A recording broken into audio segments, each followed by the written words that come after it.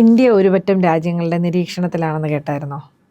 കേട്ടിരുന്നു. അങ്ങനെയാണ് എന്ന് തന്നെ നമുക്ക് കരുതേണ്ടി വരും അല്ലേ? നമ്മുടെ രാജ്യത്തിന്റെ ഒരു വളർച്ച എന്ന് പറയുന്നത് പലർക്കും നമ്മൾ പറയില്ല, നാടൻ ഭാഷയിൽ പറഞ്ഞിട്ടുണ്ട്, കണ്ണുകടി ഉണ്ടാകുന്ന ഒരു സാഹചര്യമുണ്ട്. കാരണം ആരും വിചാരിച്ചിരുന്നില്ല ഇന്ത്യ ഇങ്ങനെ വരുമോ, ഇങ്ങനെ വളരുമെന്നുള്ളത് ആരും വിചാരിച്ചിരുന്നില്ല.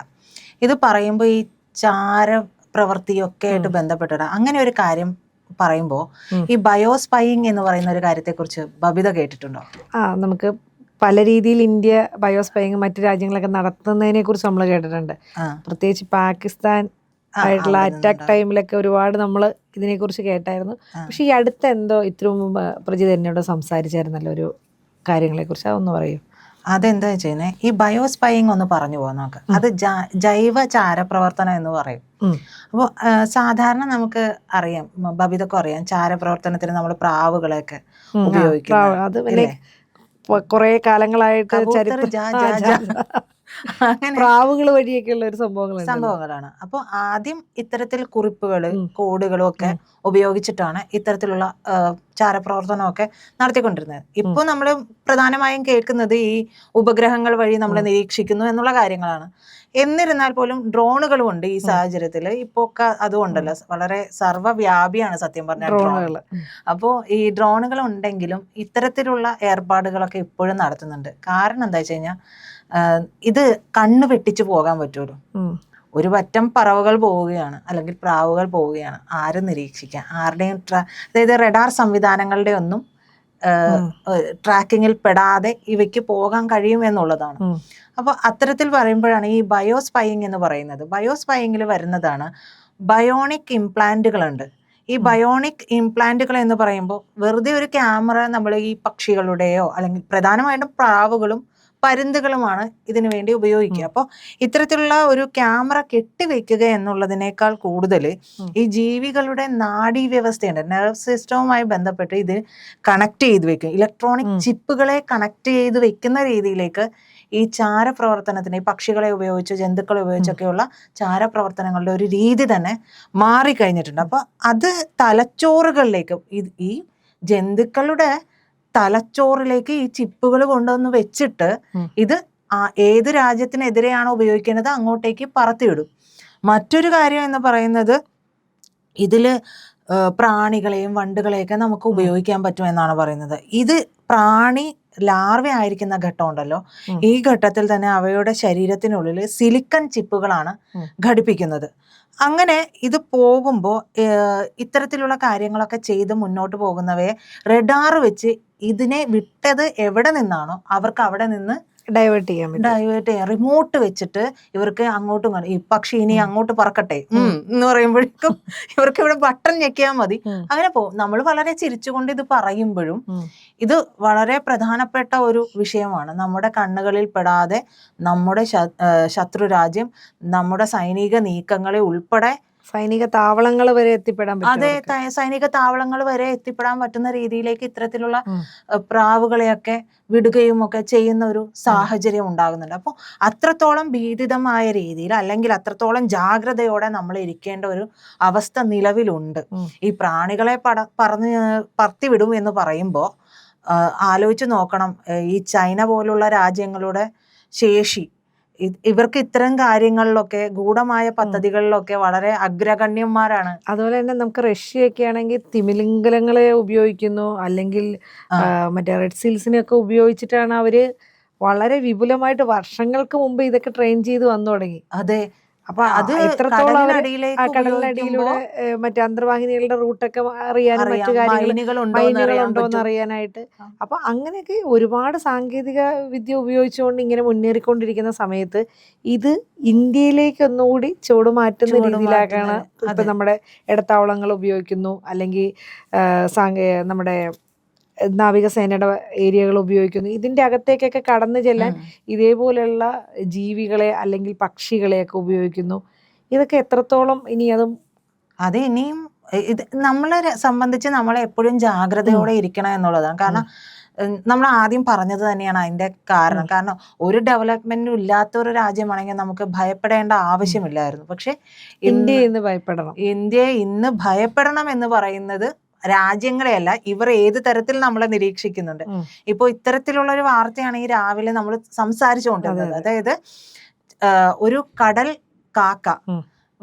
കാക്കയെ ഇത്തരത്തിൽ കാർവാർ, ആ ബാംഗ്ലൂർ, കർണാടകയില്, അതെ, അവിടെ കണ്ടെത്തിയിരിക്കുന്നു.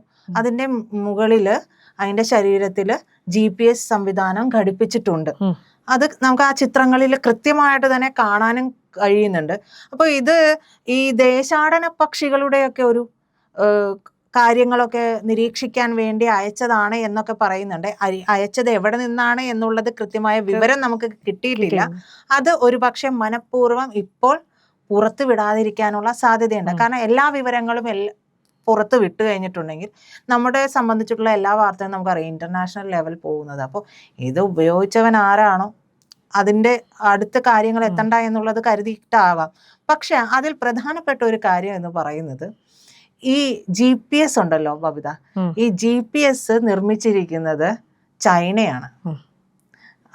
അവിടെയാണ് നമുക്കിവിടെ ചൈനയാണോ നിരീക്ഷിക്കുന്നത് ഇന്ത്യ എന്നൊരു തോന്നുന്നു. കാരണം നമ്മുടെ ഈ പറയുന്ന പോലെ തന്നെ അതിർത്തിയല്ല, കർണാടക പോലുള്ളൊരു സ്ഥലത്ത്, ഒരു ജില്ലയിൽ, ആ ജില്ലയോട് ചേർന്ന് കിടക്കുന്ന ഒരു തന്ത്രപ്രധാനമായ ഒരു സ്ഥലത്താണ് ഈ പറയുന്ന നാവിക താവളത്തിലാണ് ഇത് വന്നിരിക്കുന്നത്. അപ്പൊ അത് തന്നെ നമ്മളൊന്ന് ശ്രദ്ധിച്ചു നോക്കുമ്പോൾ ഇത് ചൈന ഇന്ത്യയെ നിരീക്ഷിച്ചുകൊണ്ടിരിക്കുന്ന അല്ലേ എന്നൊരു തോന്നൽ നമുക്ക് തോന്നും. സ്വാഭാവികമാണ്. നമ്മളെപ്പോഴും, കാരണം നമ്മൾ എത്രയും ജാഗ്രതയോടെ ഇരുന്നിട്ട് നമുക്ക് റെഡ് ഫോർട്ടിൽ ഒരു ബ്ലാസ്റ്റ് ഉണ്ടായി. ആ ബ്ലാസ്റ്റ് എന്ന് പറയുന്നത് ഈ വിങ്ങിനെ, അതായത് ഈ ടെറർ ഗ്രൂപ്പിനെ പിടിച്ച് ബാക്കിയുള്ളവരെ ബാക്കിയുള്ള ആ അവശേഷിച്ച ഒരാളെ പിടിക്കാനുള്ള മുന്നോട്ടുള്ള പോക്കിനിടയിലാണ് ഇവൻ കൊണ്ടുപോയിട്ട് സ്വയം ചത്തു തുളച്ചത്. അവൻ ചത്തുപോയത് നമുക്ക് സന്തോഷമേ ഉള്ളൂ. ഇവനൊന്നും ജീവിക്കേണ്ടവനേ അല്ല. പക്ഷേ അത്തരത്തിൽ നമ്മൾ അത്രയും ജാഗ്രതയോടെ ഇരുന്നിട്ട് പോലും ഇവർ ഇത്തരത്തിലുള്ള പ്രവർത്തനങ്ങൾ നടത്തുന്നുണ്ട്. ഒരുപക്ഷെ ഇത്തരത്തിൽ പറത്തി വിടുന്ന ഈ പറവകളെ കേന്ദ്രീകരിച്ച് INS കദംബ പോലുള്ള ഭാഗത്തേക്ക് ഇത് പറന്നു വരുമ്പോൾ, അതിന് മുകളിലൂടെ പറക്കുമ്പോൾ ഇവർക്ക് വേണ്ടുന്ന എല്ലാ രേഖകളും നമ്മൾ പറഞ്ഞില്ലേ, ബയോ സ്പൈയിങ് എന്ന് പറഞ്ഞില്ലേ, അത്രത്തോളം ഡെവലപ്മെന്റ്സ്, അതായത് അത്രത്തോളം ഈ ഒരു മേഖലയിൽ പല രീതിയിലുള്ള കാര്യങ്ങൾ നടന്നുകൊണ്ടിരിക്കുന്ന സമയത്ത് അവർക്ക് ഏത് കാര്യങ്ങളും വിരൽത്തുമ്പിൽ കിട്ടാം. ഇതിന് മുകളിലൂടെ ഒരുപക്ഷെ ഒരു വട്ടം വലത്ത് വെച്ച് പറന്നാൽ മതിയാകും ഇത് എന്നുള്ളതാണ്.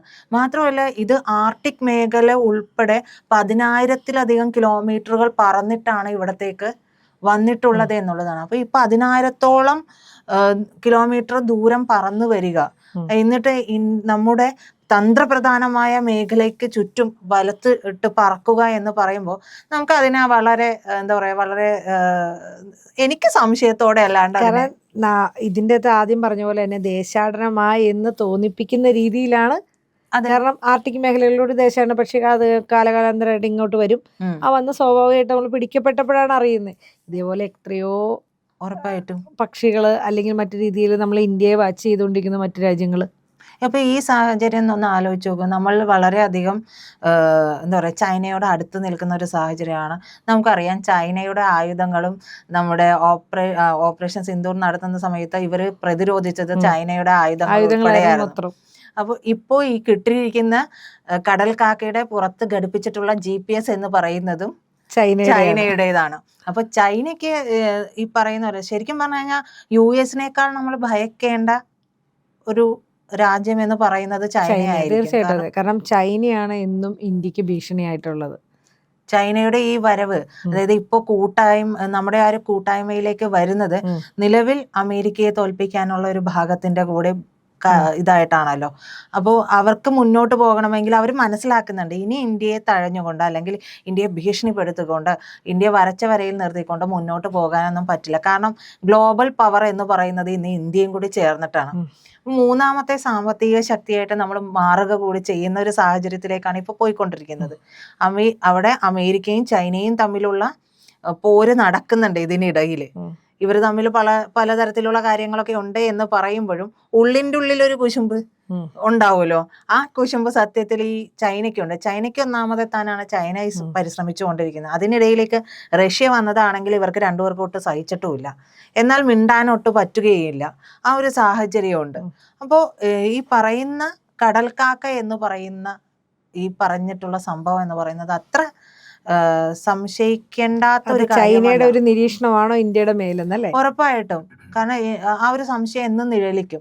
കാരണം ഇത് എവിടെ നിന്ന് വന്നു എന്നുള്ളതിനെ കുറിച്ച് ഈ GPS ട്രാക്കറും ഒക്കെ നമ്മൾ പരിശോധിച്ചു കഴിഞ്ഞാൽ നമ്മുടെ ഉദ്യോഗസ്ഥർക്കൊക്കെ കൃത്യമായിട്ട് നിസ്സാര സമയത്തിനുള്ളിൽ തന്നെ ഇതിന്റെ വിവരങ്ങൾ കിട്ടേണ്ടതാണ്. അവർ പറയുന്നുണ്ട് എന്തായാലും ഈ കടൽ കാക്കയെ വനം വകുപ്പ് തിരിച്ച് അതിന്റെ ഒരു സുരക്ഷാ കേന്ദ്രത്തിലേക്ക് മാറ്റി, അങ്ങനെ എന്തോ ആണ് മാറ്റി എന്നൊക്കെയാണ് വിവരങ്ങളിൽ നിന്ന് മനസ്സിലാവുന്നത്. അതായത് സുരക്ഷിതമായിട്ട് അതിനെ ഇപ്പൊ ഇത്രയും പറന്നു വന്നതുകൊണ്ട് അതിനെ സംരക്ഷിക്കുന്ന ഒരു രീതിയിലേക്ക് മാറ്റുന്നു എന്ന് പറയുകയും ചെയ്യുന്നുണ്ട്. പക്ഷെ അവരെന്തുകൊണ്ട് ഇത് എവിടെ നിന്ന് പറന്നു വന്നു എന്നുള്ള വിവരം പുറത്ത് വിടുന്നില്ല എന്നുള്ളത് ആശങ്ക ഉണ്ടാക്കുന്ന ഒരു കാര്യം തന്നെയാണ്. പ്രിയപ്പെട്ട പ്രേക്ഷകരെ, ഇന്ത്യ ലൈവിൻ്റെ മുന്നോട്ടുള്ള പോക്കിന് നിങ്ങൾ ഓരോരുത്തരുടെയും സഹകരണം ആവശ്യമാണ്. അപ്പോൾ എല്ലാവരും വീഡിയോസ് കാണുക, ചാനൽ സബ്സ്ക്രൈബ് ചെയ്യുക, വീഡിയോസ് ലൈക്ക് ചെയ്യുക, ഷെയർ ചെയ്യുക, ഒപ്പം തന്നെ ആ ബെൽ ബട്ടൺ കൂടി ഒന്ന് അമർത്തുക.